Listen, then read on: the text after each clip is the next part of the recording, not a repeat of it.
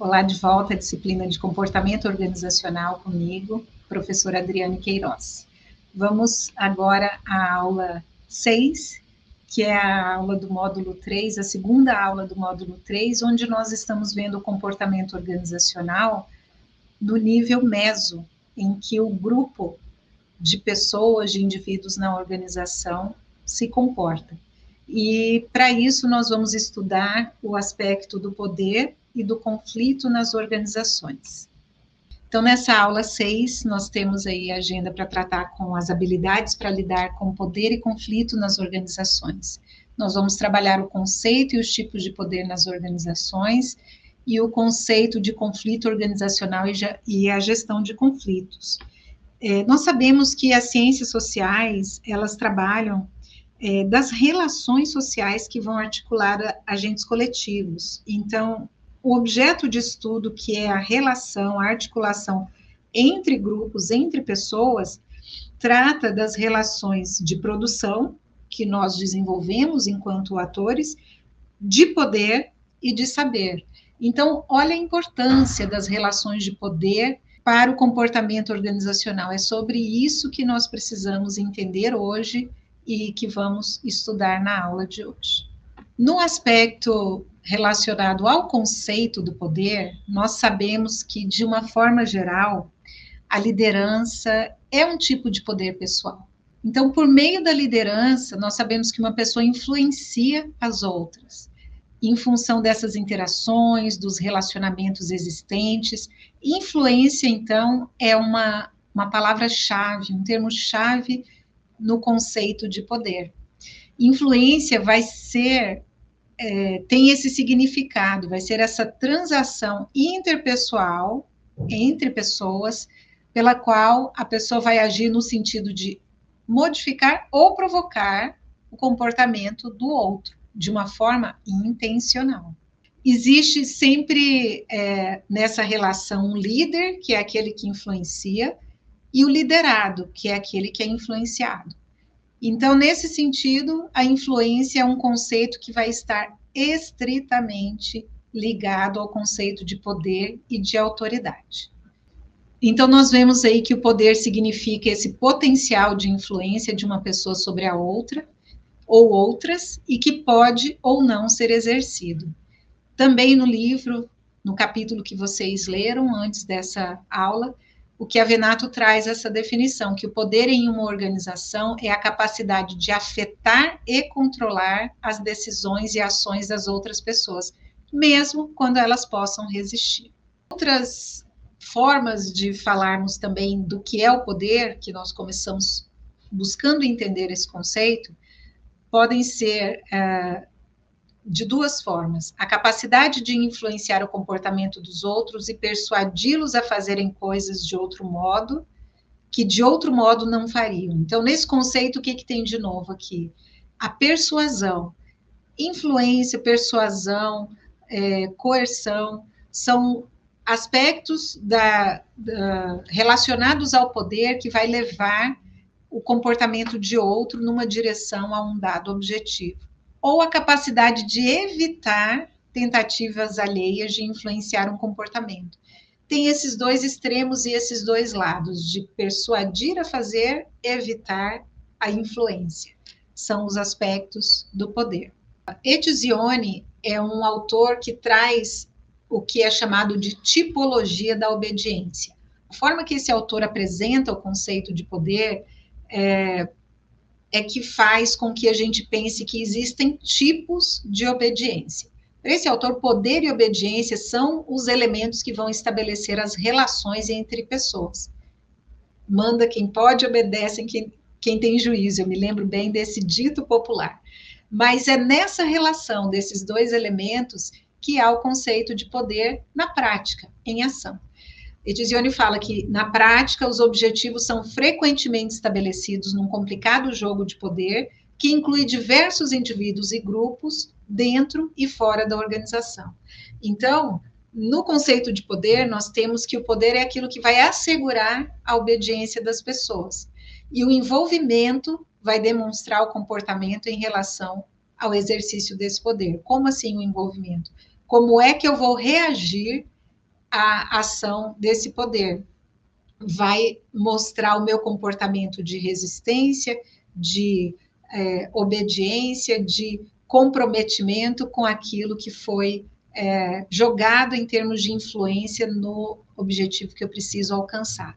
Então, o poder assegura essa obediência das pessoas segundo Etzioni. Ele coloca nessa tipologia esses aspectos também, que, primeiro, uma organização é um sistema deliberadamente, quer dizer, intencionalmente, construído nessa constante relação e intercâmbio com seu ambiente. Então, existe uma troca da organização com o ambiente, e por isso é importante que essas relações entre a organização formal, o que é a organização formal?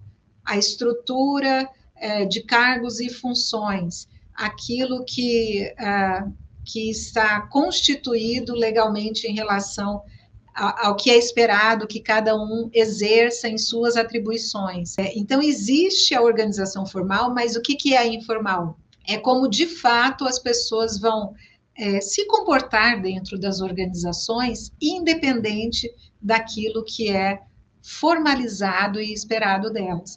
Então, essas relações entre a organização formal e informal precisa ser compreendida nessa dinâmica de relação do ambiente com a organização. Nesse pressuposto, o autor coloca que a base da análise para essa tipologia da obediência é que o poder empregado pelos superiores para controlar os subordinados e a orientação que esses subordinados apresentam em relação a esse poder é que vai nos dar condição de entender como que essa relação ocorre entre o poder e a obediência. E a tipologia da obediência é um instrumento que vai dar indicadores sobre essas relações que se estabelecem entre os membros de uma organização.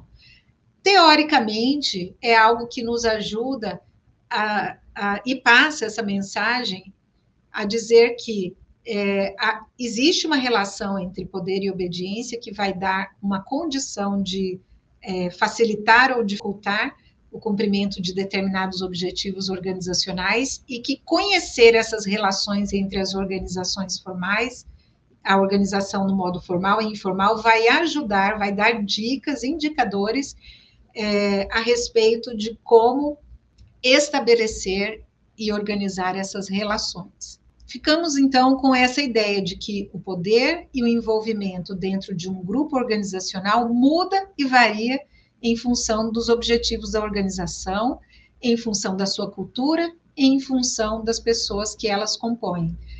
Justamente por causa dessa dinâmica, dessa variedade que existe entre as organizações que têm objetivos diferentes, que têm culturas diferentes, que têm pessoas diferentes e únicas na sua composição, eu preciso observar essas relações, porque não existe uma forma, uma receita para dizer como que essa relação deve ser, como que o poder e o envolvimento vai se dar.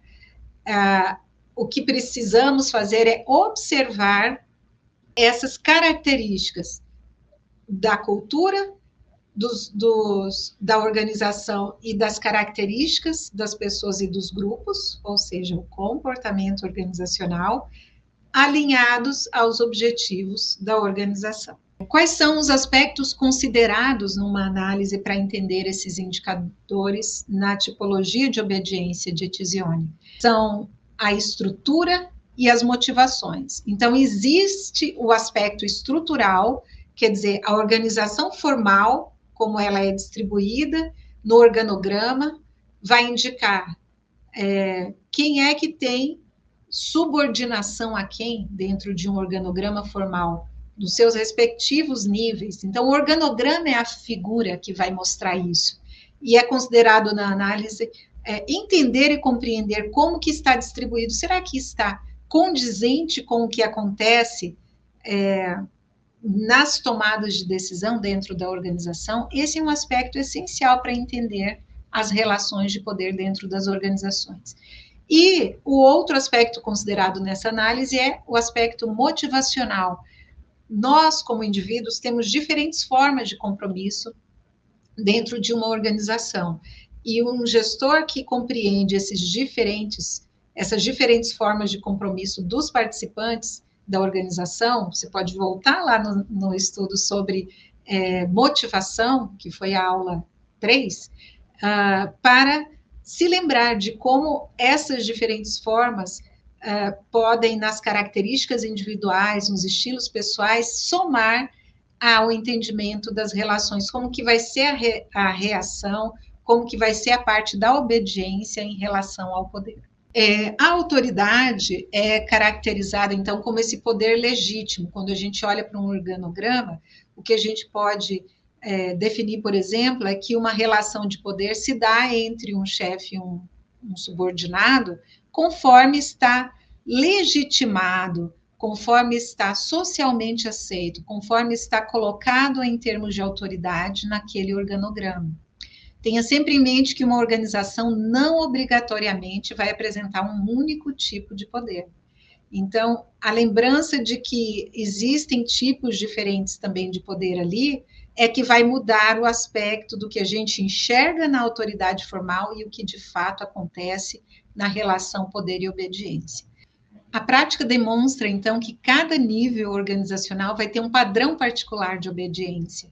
Por exemplo, isso pode ser caracterizado simplesmente por questões relacionadas a tipos funcionais, um departamento de marketing, em que as características particulares de indivíduos ligados a essa área podem caracterizar um padrão particular na relação poder e obediência, enquanto numa outra área mais técnica pode ter características diferentes também.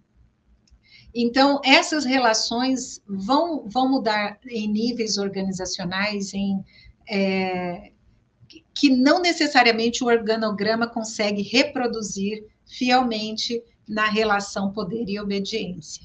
Por exemplo, níveis hierárquicos inferiores vão apresentar relações de obediência mais rígidas, enquanto os níveis altos são fundamentados mais no envolvimento e na identificação com quem detém mais o poder, principalmente quando se trata de um profissional com carisma. Então, são vários os aspectos que vão trazer nuances diferentes nessa relação e que não basta olhar para um organograma, para a estrutura formal e com isso simplesmente entender as relações de poder dentro das organizações. Se a gestão exige o uso de poder, qual a fonte do poder de um gestor, então? Quando a gente olha para a literatura do Wagner e Hollenbeck, que foi uma das leituras feitas para essa aula, anterior a essa aula, você vai encontrar no quadro 11 esses 5 tipos de poder e as suas fontes. É uma classificação didática para que a gente possa buscar mais inspiração e mais conhecimento a respeito de como vai entender essas relações de poder e obediência. E nós temos essa classificação que é clássica, agrupando aí o poder de recompensa, o coercitivo, legítimo, de referência e de especialização. Esses 5 tipos de poder, eles foram classificados dessa forma porque eles têm origens diferentes. Quando eu vou pensar em cada um tipo de poder, de onde ele surge, ou seja, a sua origem é diferente. Então, no poder de recompensa, a origem está no controle sobre resultados que trazem recompensa. Então, ele é de recompensa, porque você vai fazer e vai obedecer, porque se você obedecer, você tem uma recompensa. O poder coercitivo, ele vai ter também uma fonte de poder baseada no controle, mas a diferença é que o controle é baseado nos resultados que são punitivos. Se você fizer, não é recompensa que você vai ter, mas se você não fizer, terá uma punição.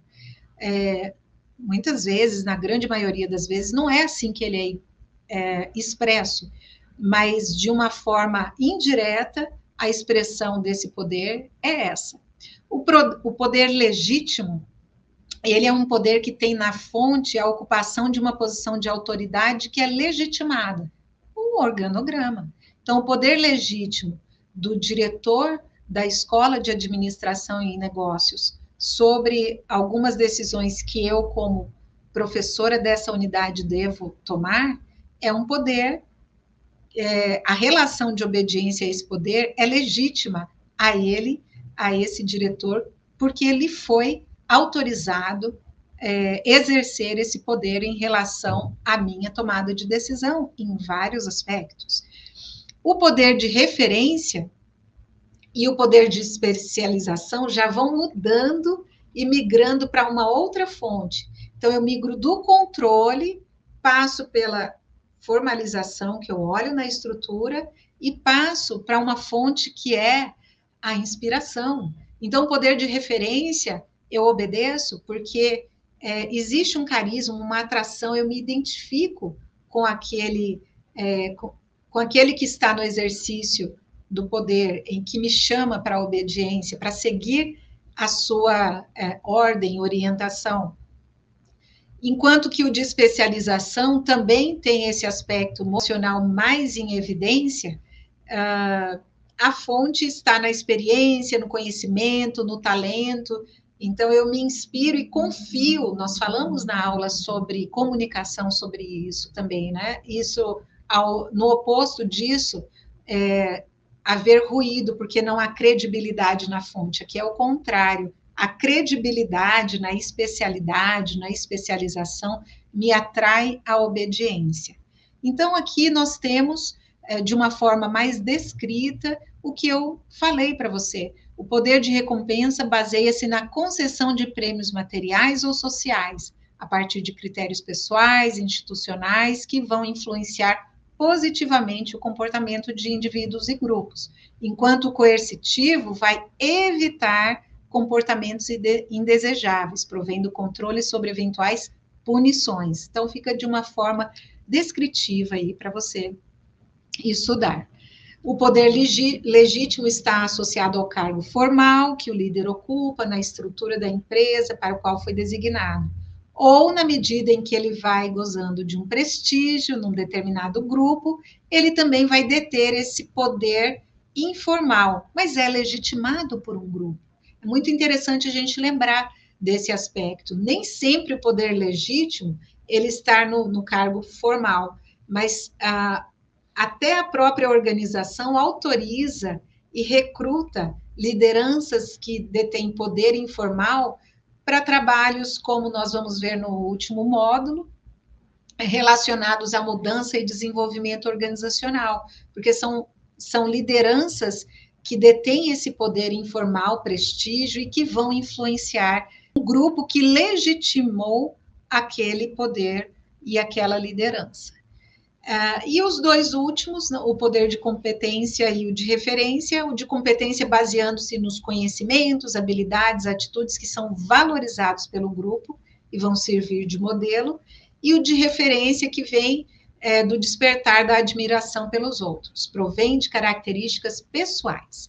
Essa diferença aí também relacionada à empatia na referência, estilo de vida, mais do que o de competência relacionado mais ao saber, à especialidade, à credibilidade daquele conhecimento que o líder, a figura detém.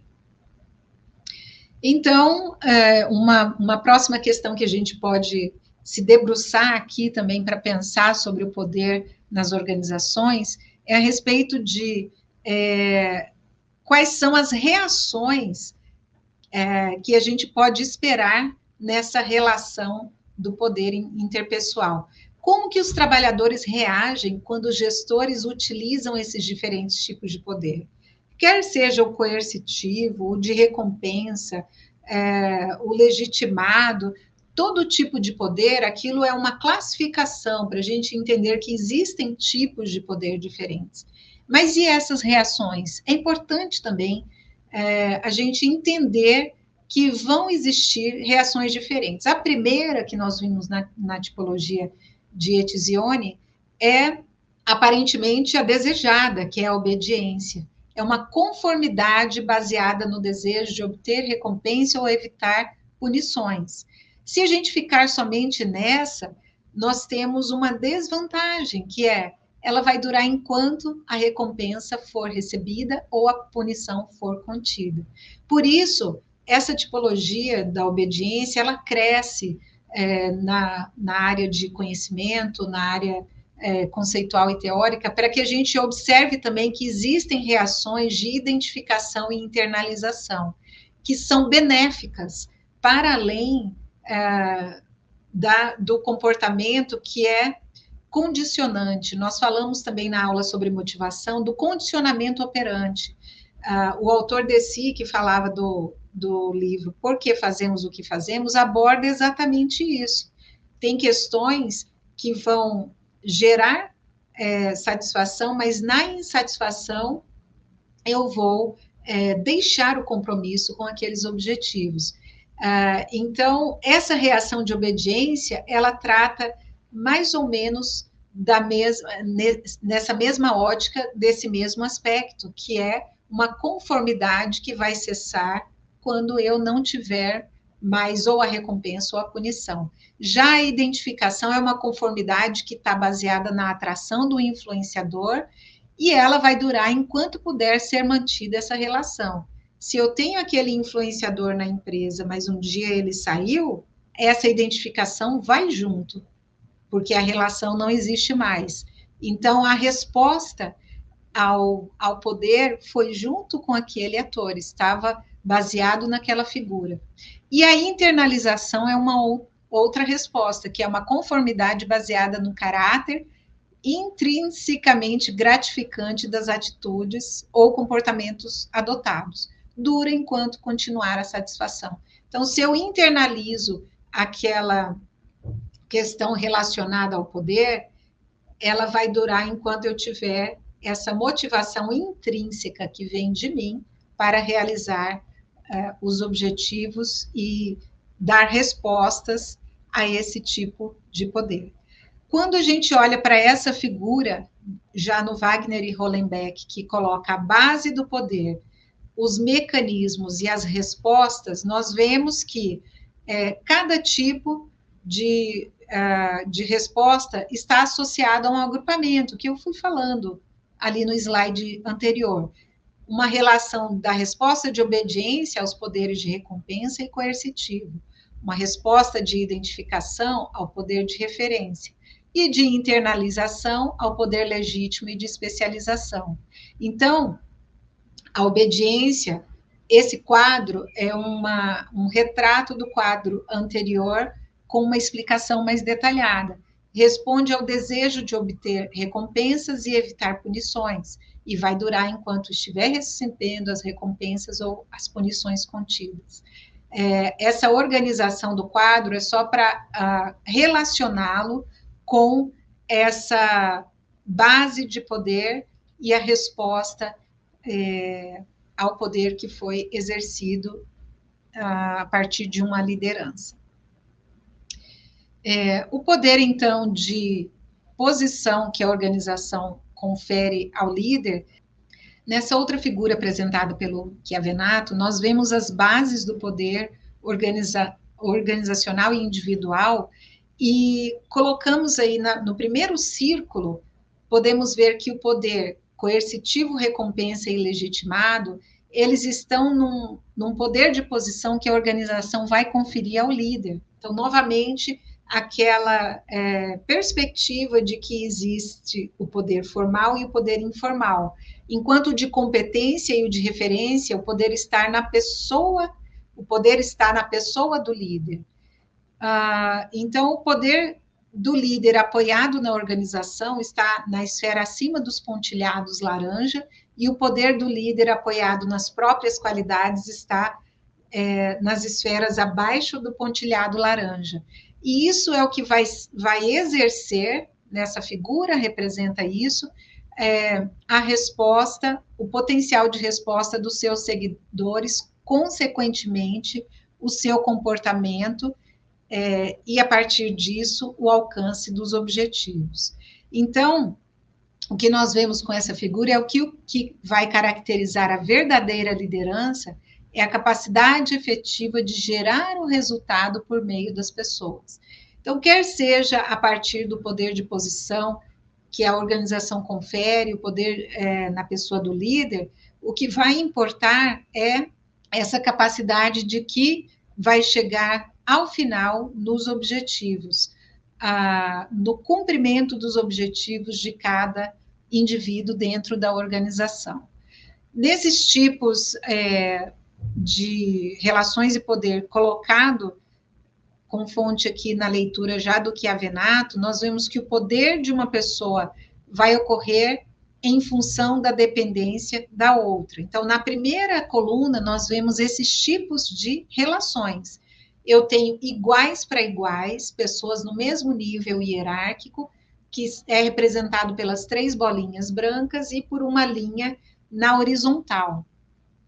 Eu tenho a representação na segunda linha, que é a relação de alto e baixo, então tem um triângulo, e essa representação das 3 bolinhas, existe uma no ápice desse triângulo e 2 na base. É uma representação de alto nível e 2 de baixo nível. Enquanto nós temos na terceira linha, ainda na primeira coluna, a representação do alto, médio e baixo. Então, eu tenho a primeira bolinha no alto, a segunda bolinha no médio e 2 no nível baixo, falando hierarquicamente. E essa é uma figura, uma tabela que nos explica essas tendências do comportamento dependendo dessas relações e quais são as estratégias de intervenção. Então, quando é de igual para igual, a tendência do comportamento é uma subotimização, tendência à competição interna, uma luta coberta por posições, fricção constante nas fronteiras. Então, o que é esperado no comportamento, nessas relações de poder, é esse subotimização no sentido de que no mesmo nível hierárquico fica difícil compreender e exercer quem é que vai gerar respostas positivas. A resposta positiva é aquela que chega ao cumprimento dos objetivos, a partir de quem? E as intervenções orientadas conceitualmente, teoricamente, são a definição de linhas de demarcação, então, clareza em relação a essas demarcações, uma melhoria nos processos de coordenação das orientações sobre os objetivos, integração de unidades, ensinar habilidades de negociação, que nós vamos ver relacionado aí a conflito, gestão de conflitos, esclarecer interesses comuns, ativar as autoridades centrais ou a autoridade central. Então, existem alguns mecanismos de intervenção sugeridos para cada um desse tipo de relação. O que importa é lembrar, você leu certamente aí sobre essas relações, se não, volte lá no capítulo 12 do Chiavenato para ver as explicações sobre essa figura, mas importa destacar a questão da dependência ser inversamente proporcional à fonte de suprimento. O que isso quer dizer? Quanto mais importante, escasso e insubstituível o recurso maior é a dependência e maior o poder. Então, a questão de olhar para inter-relações, que foi o que a gente começou, inclusive, na aula sobre comunicação e inter-relações pessoais, bastante apropriado quando identificamos conflitos, que já vamos ver o conceito disso, e queremos aplicar intervenções quando existe alguma barreira e quando não conseguimos obter boas respostas em relação ao cumprimento de objetivos no exercício do poder. Então, nós temos dentro também de algumas táticas, chamadas dimensões das táticas de poder, algumas formas, essas 7, que vão dar uma ideia ou uma estratégia para que os gestores apliquem, ou aquele que precisa aplicar o exercício do poder na organização, alcançar essas respostas positivas em relação ao cumprimento dos objetivos. Então, uma das táticas é a razão, e ela está associada a você utilizar a razão como uma fonte e como uma inspiração ou como um argumento para que uma ideia seja aceita. Isso é uma maneira de exercer o poder na dimensão da razão. A amabilidade, que é uma tática de poder utilizada quando se pretende obter um benefício de um superior. Então, essa é uma dimensão também que acontece e que precisa ser observada. A coalizão, quando, a partir de experiências anteriores, nós temos provas e vemos uma alta probabilidade de sucesso quando eu junto outras pessoas para exercer aquele convencimento, aquele alcance de objetivos. A barganha, que já tem a ver aí com a linguagem da gestão do conflito, quando se buscam favores ou vantagens relacionadas ao cumprimento dos objetivos. A afirmação, quando o sucesso é menos provável, e também autoridades superiores ou sanções. Então, a afirmação, recorrer a autoridades superiores, usar de sanções, são também táticas de poder que vão acontecer quando existe uma observação e uma percepção de improbabilidade do sucesso, ou menor probabilidade do sucesso. Eu vou recorrer a alguém que tem mais poder do que eu para me ajudar nessa. Mas todas essas táticas, elas estão caracterizando que a organização vai influenciar nisso, nas escolhas e na cultura, na forma pela qual o poder vai acontecer dentro das organizações. Quais são as táticas que são mais ou menos aceitáveis? Coalizão é uma estratégia que não parece ser uma estratégia, muitas vezes, ética, ou até a amabilidade, mas tem organizações que, dependendo dos seus elementos culturais, que nós vamos estudar na próxima aula, ela vai autorizar e vai influenciar exercícios e táticas de poder nessas dimensões também. É importante a gente entender que são estratégias de alcance de objetivos, são rotas para se alcançar objetivos, e que elas ocorrem dessas maneiras. Agora, a gente precisa estudar ética, por exemplo, justamente para compreender que reconhecer é também para a gente entender o que precisa ser melhorado, não é simplesmente para autorizar e conformar com situações que são existentes. Vamos então agora, caminhando para o final da nossa aula, falar um pouco do conceito de conflito e de como gerenciar isso. Conflito, então, é um processo inerente ao exercício de poder. Ele vai estar relacionado tanto ao exercício de poder em relação ao que pode não estar acontecendo no cumprimento dos objetivos, como pode acontecer também em outros níveis, que não necessariamente seja na relação de poder e resposta, obediência ou outras respostas. Mas é o processo de oposição e confronto que pode ocorrer entre indivíduos ou grupos quando as partes exercem poder na busca de metas ou objetivos valorizados e obstruem com isso o progresso de uma ou mais das outras metas. Então, a existência do conflito não é uma coisa boa inicialmente, porque nós vemos que, conceitualmente, ela pode obstruir o progresso de outras metas, de outros objetivos. Ela vai acontecer quando uma das partes vai exercer um poder na busca de metas ou objetivos. Então, no exercício do poder, pode ser que esses objetivos valorizados, eles não estão alinhados com os da organização. E com isso vai acontecer a obstrução do progresso de outras partes.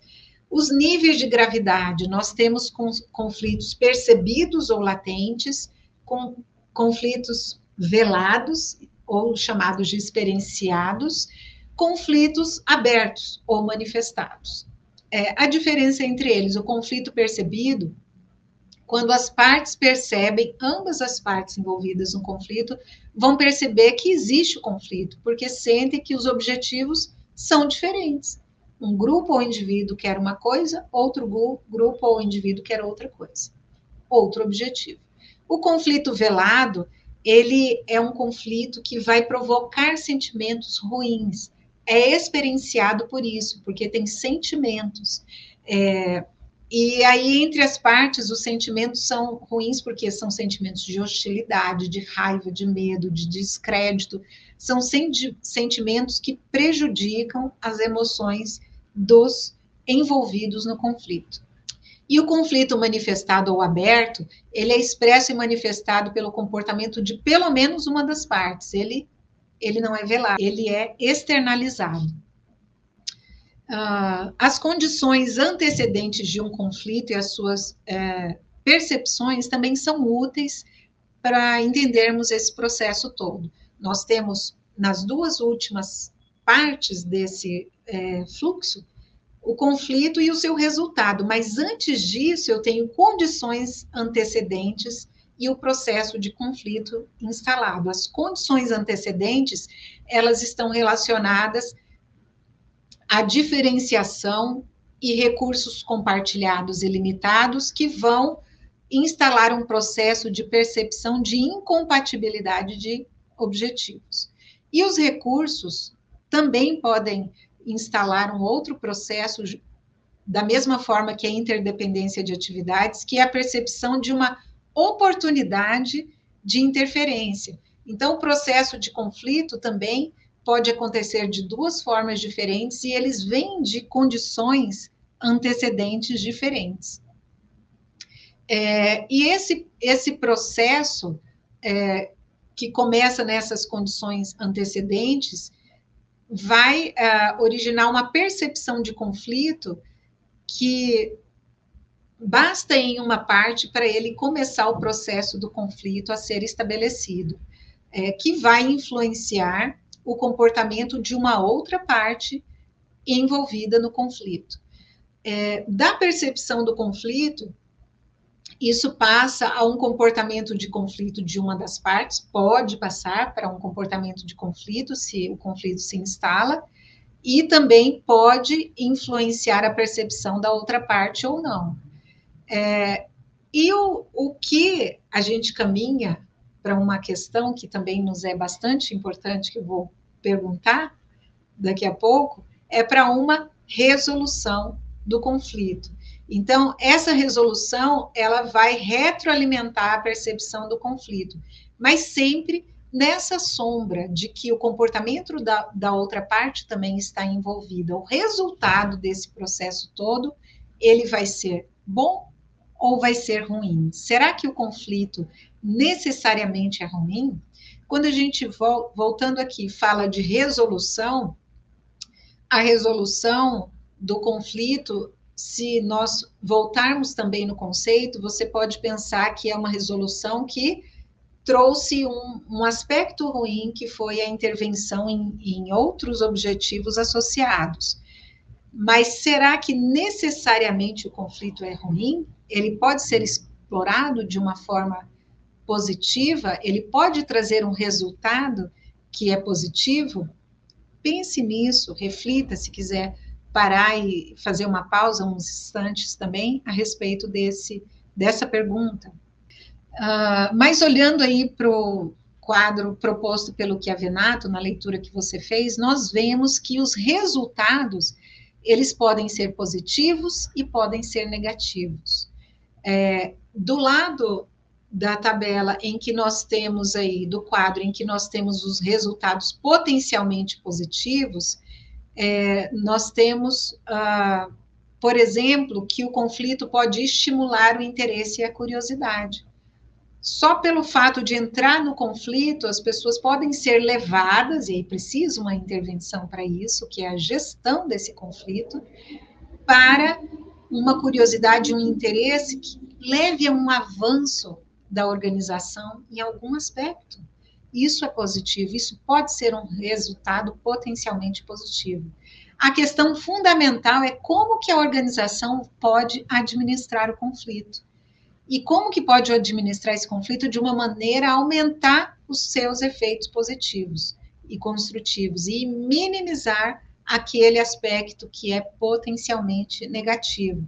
É a frustração, o estresse que nós vimos como é produzido na aula de motivação, as pressões para conformidade nos grupos, distrações, difusão da energia, atividades de bloqueio, o cancelamento, né, social, a recusa para cooperar, tudo isso ser minimizado, enquanto a gente pode potencializar aquilo que é positivo, usar aquilo como uma lição aprendida, evitando conflitos mais sérios futuramente, ajustar diferenças de poder, trazer mudanças dentro da organização. Então, a gestão do conflito, a administração do conflito compensa e é muito importante que seja trazida com as ferramentas e conhecimentos sobre comportamento organizacional. Você com certeza tem essa condição de agir positivamente também em relação a um conflito. Essa figura final representa aí como é que a gente pode classificar os tipos de gestão de conflitos, administrar as divergências, que é a diferença entre o desejo de satisfazer os próprios interesses, o desejo de satisfazer os seus próprios interesses e o desejo de satisfazer os interesses da parte contrária. Essa administração, nessa figura, nós vemos que existe a régua da assertividade, mais assertivo e não assertivo, e a régua da cooperação, mais cooperativo, não cooperativo. Nos colocando aí 5 tipos diferentes de administrar, gerir os conflitos: a transigência, a colaboração, a acomodação, a abstenção e a competição. Então, administrar esses interesses divergentes, no quadrante da competição, ele é assertivo. Então, quando eu olho naquela régua, eu vou para o quadrante lá do assertivo e do não cooperador, que é a régua do eixo X, do gráfico que está ao fundo ali, também ilustrado nessa imagem.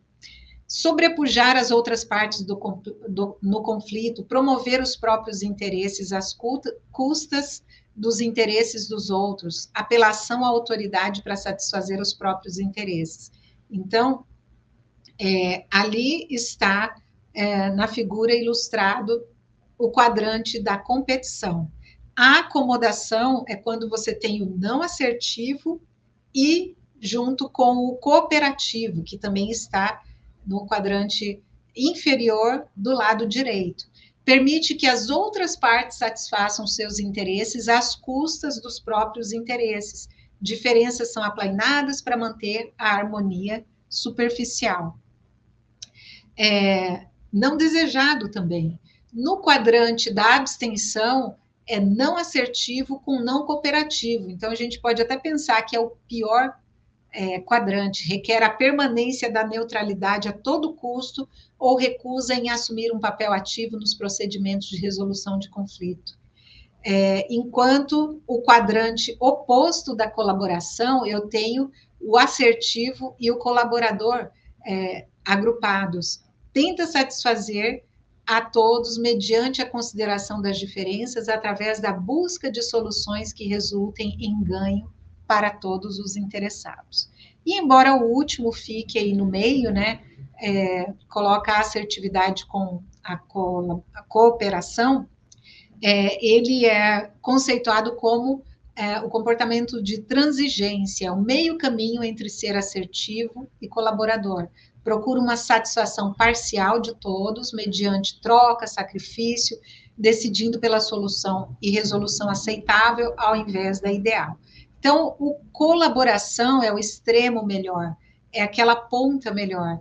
e colocado aí no livro como a explicação número 5, transigente no meio, é o meio do caminho para isso. Então, é muito bom a gente entender essas tipologias, mas para, como eu disse anteriormente, compreender os comportamentos e aí verificar, não necessariamente a gente passa da absorção para a colaboração imediatamente, mas a gente pode explorar a partir das características individuais dos grupos, dos comportamentos na organização, qual é a trajetória para alcançar a colaboração e a gestão ideal dos conflitos em uma organização. Terminamos então aqui o nosso módulo 3 e quero lembrar você de passar pela avaliação do seu módulo, que é o seu próximo passo nessa trilha, e vamos, depois disso, caminhar para o módulo final. Nós temos aí o módulo final na abrangência do comportamento macro-organizacional. Quero que você leia sobre cultura organizacional no capítulo 5 do Chiavenato, com uma leitura complementar do Wagner e Hollenbeck no capítulo 14, que já vai adiantar um pouquinho da unidade 2 também, que trata de mudança e desenvolvimento organizacional. Até lá!